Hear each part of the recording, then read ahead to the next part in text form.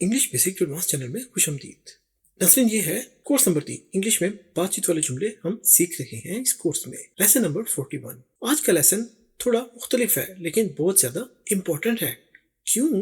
क्योंकि हम इसमें जानेंगे फ्रेजल वर्ब्स क्या है। सुनने में तो ये अजीब सी चीज लग रही है, आखिर ये फ्रेजल वर्ब्स क्या है, लेकिन इंग्लिश की बोलचाल में ये बहुत ज्यादा यूज करते हैं अंग्रेज लोग। जैसे यहाँ पर आप देखिए, pickup, look after, find out, turn on, turn off. जैसे हम कहते हैं turn on TV, turn off TV, give up. तो यहाँ पर देखिए आप कि ये फ्रेजल वर्ब्स हैं। अब ये कैसे बनते हैं, इसको समझने के लिए सबसे पहले हम वर्ब को जानेंगे कि वर्ब्स क्या है और ये up, after, out, up, of, on, ये क्या है। इनको प्रेपोजिशंस कहते हैं। तो ये वर्ब और प्रेपोजिशंस हैं। तो सबसे पहले हम जानते हैं वर्ब्स क्या है। इससे पहले कि लेसन का बाकायदा आगाज करें, हमने आने वाले दोस्तों से गुजारिश करेंगे कि चैनल को सब्सक्राइब जरूर कर लें, जिससे उन्हें आने वाले नए लेसन की नोटिफिकेशन भी मिल जाएगी और उन्हें यूट्यूब पर हमारा channel English basic to advance ढूंढना नहीं पड़ेगा। तो चलिए शुरू करते हैं आज का लेसन और जानते हैं वर्ब क्या है। हालांकि आपको तो पता ही है कि वर्ब क्या होता है, लेकिन अच्छा है एक बार दोहरा लेते हैं फ्रेजल वर्ब को समझने के लिए। ये देखिए, वर्ब क्या चीज है। जैसा आपको बताया गया था, इंग्लिश जबान में जो लफ्ज जुमला बनाता है वो सिर्फ वर्ब है। बगैर वर्ब के कोई जुमला नहीं होता। आप बगैर वर्ब के अपनी बात नहीं समझा सकते। यानी आपने कोई भी बात करनी हो तो उसमें वर्ब का इस्तेमाल लाजमी होता है। काम करने वाले अल्फाज की इंग्लिश को वर्ब कहते हैं, जैसे कि खाना, पीना, सोना, जाना, खरीदना, आना, बोलना, लाना, तोड़ना, सीखना। ये सब क्या है? ये है वर्ब। ये देखिए, यही वाले वर्ब्स यहाँ पर भी हमने लिखे हैं। चलिए चंद वर्ड्स को एक बार दोहरा लेते हैं कि कौन से हैं, उसके बाद फिर हम लेसन को आगे लेकर चलेंगे। तो पहले देख लेते हैं चंद वर्ड्स। ये देखिए, आस्क, पूछना, ब्रेक, तोड़ना, बाय, खरीदना, कॉल, बुलाना, कम, आना, क्राई, रोना, ड्रिंक, पीना, ईट, खाना, फाइंड, ढूंढना, गेट, हासिल करना, गिव, देना। चलिए कुछ और देखते हैं। ये देखिए, जाना, गो, ग्रो, उगना, हियर, सुनना, हेल्प, मदद करना। और ये देखिए, लाफ, हंसना, लर्न, सीखना, लिसन, सुनना, लुक, देखना, प्ले, खेलना, रन, भागना। और ये से, कहना, सेल, बेचना, सेंड, भेजना, भेज देना, सिट, बैठना, स्लीप, सोना, स्माइल, मुस्कुराना, स्पीक, बोलना, यूज, इस्तेमाल करना, राइट, लिखना। तो ये हैं चंद वर्ब्स जो हमने आपके साथ दोहराए, ताकि जब आप फ्रेजल वर्ब्स को देखें तो आपको आसानी हो समझने में आखिर फ्रेजल वर्ब कैसे बन जाते हैं। तो आपने देखे ये वर्ब्स थे। अब हम चंद प्रेपोजिशंस देखेंगे। प्रेपोजिशन क्या होता है और हम क्यों जानना चाह रहे हैं प्रेपोजिशन क्या है और इनका वर्ब के साथ क्या ताल्लुक है। तो वर्ब और ये प्रेपोजिशन, वर्ब्स जो आपने अभी पढ़े वो और ये प्रेपोजिशंस, ये दोनों मिलकर फ्रेजल वर्ब बनेंगे, मिलकर एक नई चीज बनेंगे। तो उस नई चीज को समझने के लिए हम वर्ब्स के बाद अब प्रेपोजिशंस को भी समझते हैं। प्रेपोजिशंस क्या है? मुश्किल नहीं है, ये सिर्फ जुमले को जोड़ने के लिए इस्तेमाल किए जाने वाले अल्फाज हैं। जैसा कि ये देखिए, इनका क्या मतलब है? में।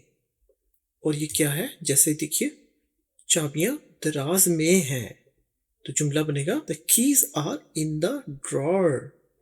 चाबियां दराज में है। देखिए, तो ये प्रपोजिशन है इन। आपने याद रखना है इनका मतलब क्या है, यानी में। एक और प्रपोजिशन देखते हैं, ऑन, पर। देखिए, किताब मेज पर है। देखिए, पर है, ऊपर हवा में नहीं है बल्कि मेज के साथ जुड़ी हुई है, टच हो रही है। लेकिन कौन से हिस्से पर? ये देखिए, मेज पर। The book is on the table. देखिए, ऑन का मतलब है पड़ी हुई है किसी चीज पर, और वो क्या चीज है? टेबल। तो टेबल पर किताब पड़ी हुई है। तो किताब टेबल पर, देखा आपने, पर। हम तो उर्दू हिंदी में पर बोलेंगे, लेकिन इंग्लिश में ऑन है, ऑन द टेबल। चलिए एक और प्रेपोजिशन देखते हैं। ये देखिए, यहाँ पर आपको जैसा कि नजर आ रहा है, बिल्ली बेड के नीचे है, अंडर, अंडर कहते हैं नीचे को। The cat is under the bed, देखिए अंडर ये है प्रपोजिशन और ये जाहिर कर रहा है कि नीचे है। ठीक हो गया। चलिए एक और प्रपोजिशन देखते हैं।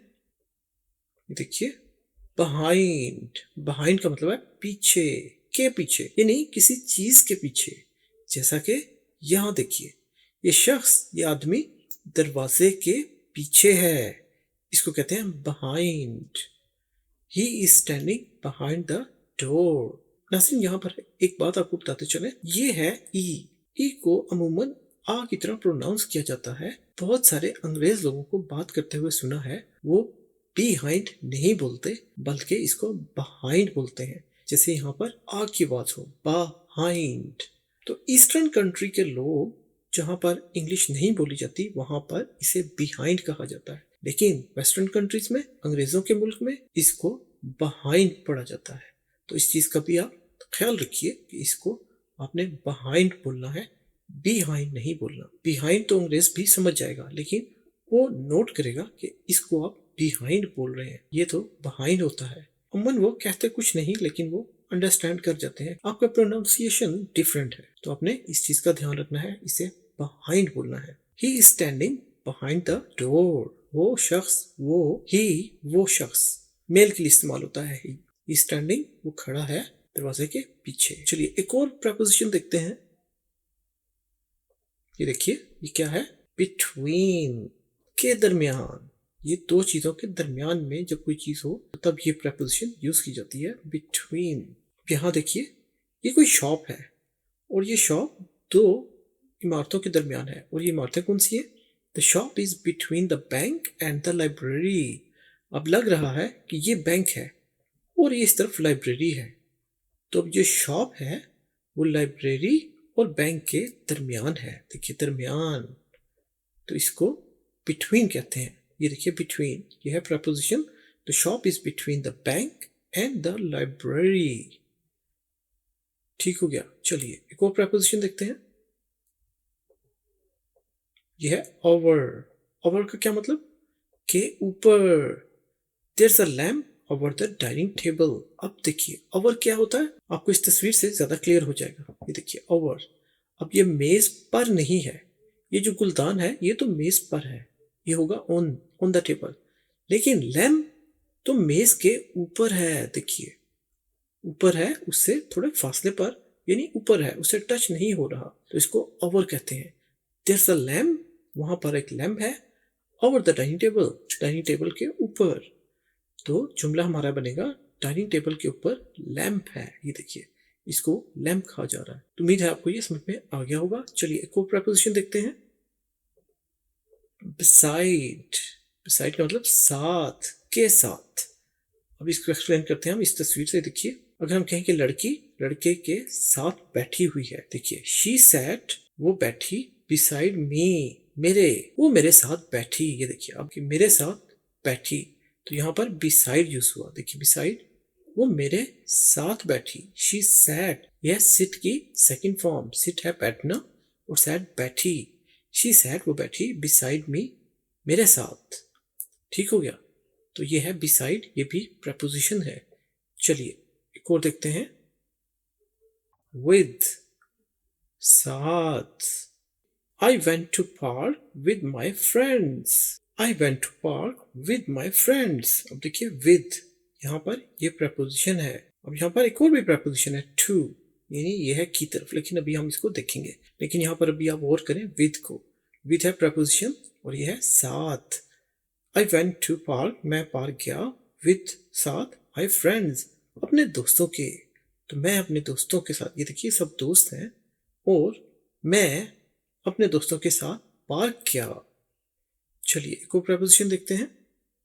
ये देखिए एट, एट का मतलब होता है करीब या में, पर भी हो सकता है, मुख्तलिफ तरीके से इसका इस्तेमाल है। लेकिन जब आप कहते हैं किसी लोकेशन पर, आप एग्जैक्ट बिल्डिंग के अंदर नहीं है लेकिन बिल्डिंग के करीब हैं, बिल्डिंग के सामने खड़े हैं, तो आप फिर कहते हैं एट बिल्डिंग, कि बिल्डिंग के पास, बिल्डिंग के करीब। आप ये नहीं कहते बिल्डिंग के बाहर, बिल्डिंग के सामने, बस आप कहते हैं बिल्डिंग के करीब। अब वो कहीं भी हो सकता है, वो करीब। जुमले में देखिए ही is at the bus stop. अब देखिए बस स्टॉप तो खुला है और छोटा सा है।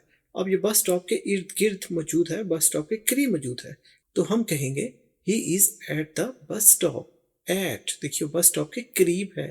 अब बस स्टॉप के अंदर नहीं है, बस स्टॉप के ऊपर नहीं है, बस स्टॉप के बिटवीन नहीं है, ये है एट बस स्टॉप। ये उम्मन लोकेशन के लिए यूज किया जाता है एट। चलिए एक और प्रपोजिशन देखते हैं। ये देखिए टू। टू का मतलब है की तरफ। जुमले में देखिए she is going to the market. वो बाजार जा रही है। देखिए इज गोइंग जा रही है, टू की तरफ, कहाँ, मार्केट, तो वो मार्केट की तरफ जा रही है। ये देखिए तो टू का इस्तेमाल भी बहुत ज्यादा होता है, स्पेशली उमन ये किसी तरफ जाने के लिए भी बहुत ज्यादा इस्तेमाल होता है। अब देखिए हमने प्रपोजिशन भी समझ लिया और हमने वर्ब्स को भी समझ लिया। अब यहाँ देखिए वर्ब्स, वर्ब अभी हमने देखे, खाना पीना जाना सोना, ये सब है काम करने वाले अल्फाज की इंग्लिश, इनको वर्ब कहते हैं। अगर हम वर्ब के साथ प्रपोजिशंस जो भी हमने पढ़ी, to, between, from, with, under, above, ये सब प्रपोजिशंस हैं, इन दोनों को अगर मिलाएं तो बनता है फ्रेजल वर्ब्स। देखिए फ्रेजल वर्ब्स बनेंगे। यहाँ देखिए वर्ब प्लस प्रपोजिशन दोनों को मिलाने से फ्रेजल वर्ब बनते हैं। जैसा कि पिकअप, अगर हम कहें पिक, ये वर्ब है उठा लेना, और अप ये है प्रपोजिशन, तो पिकअप ये फ्रेजल वर्ब बन जाएगा। इसी तरह लुक है वर्ब देखना, आफ्टर प्रपोजिशन है, तो लुक आफ्टर ये फ्रेजल वर्ब बन जाएगा, और इसका मतलब भी लुक आफ्टर। अब लुक देखना और आफ्टर, इन दोनों को मिलाने के बाद इसका मतलब लुक देखना नहीं रह जाएगा, बल्कि बन जाएगा देखभाल। और इसी तरह ये पिकअप है, इसका मतलब है उठा लेना। अच्छा इसी तरह ये देखिए गिव का मतलब है देना, लेकिन जब इसको प्रपोजिशन अप के साथ मिला दिया तो ये बन गया गिव अप।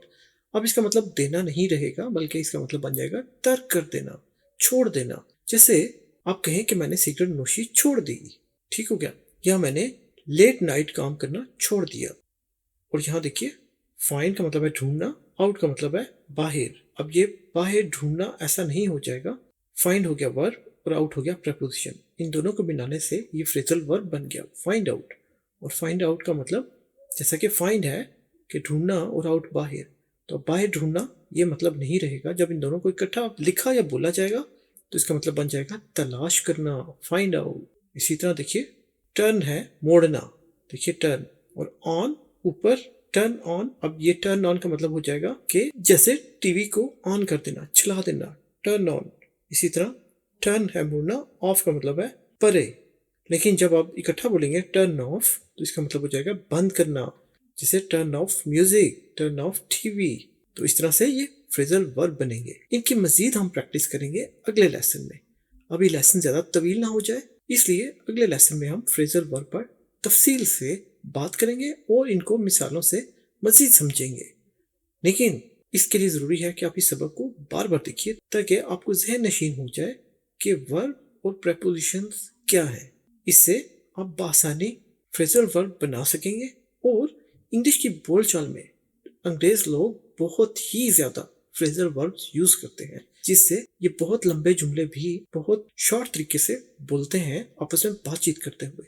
तो हमारे लिए बहुत ज़रूरी है कि हम ज़्यादा से ज़्यादा फ्रेजल वर्ब्स को समझें, सीखें और इनके मतलब को जानें और इनका इस्तेमाल करें प्रैक्टिस के साथ। उम्मीद है आपको आज का लेसन अच्छा लगा होगा। मज़ीद सबक के लिए लाइक, शेयर और सब्सक्राइब करना मत भूलिएगा।